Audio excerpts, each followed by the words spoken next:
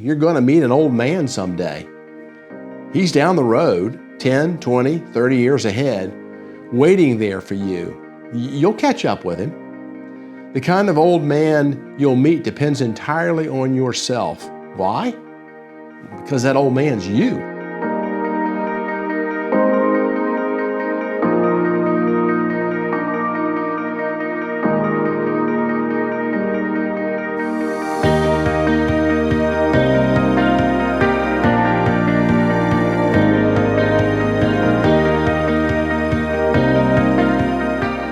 I had the privilege, the great privilege, of meeting a gentleman years ago by the name of Richard Halverson.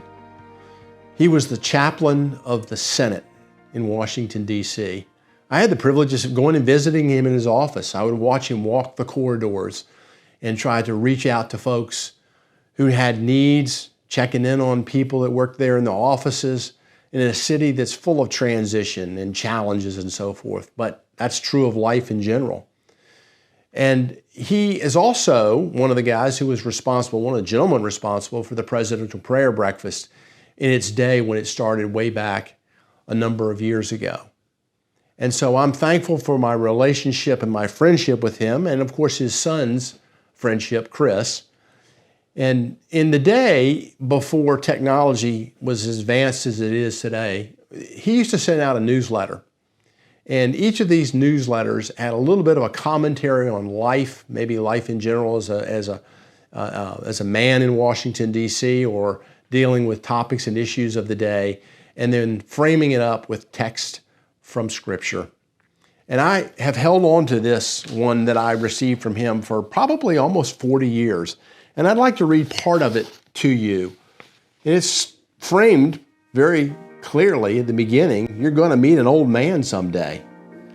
He's down the road, 10, 20, 30 years ahead, waiting there for you. You'll catch up with him. The kind of old man you'll meet depends entirely on yourself. Why? Because that old man's you. He's exactly what you make him, nothing more, nothing less. Amazing but true, every day and in every way, you're becoming more and more like yourself. Live only in terms of what you're getting out of life, and that old man becomes smaller and drier, harder, crabbier, and more self-centered. Open your life to others in terms of what you can give, your contribution to life, that old man becomes larger and softer, kindlier, and great. The Bible speaks very clearly of that. In the 6th chapter of Galatians, verse number 7, very direct, but makes the point. Do not be deceived, God is not mocked. For whatever a man sows, he will also reap.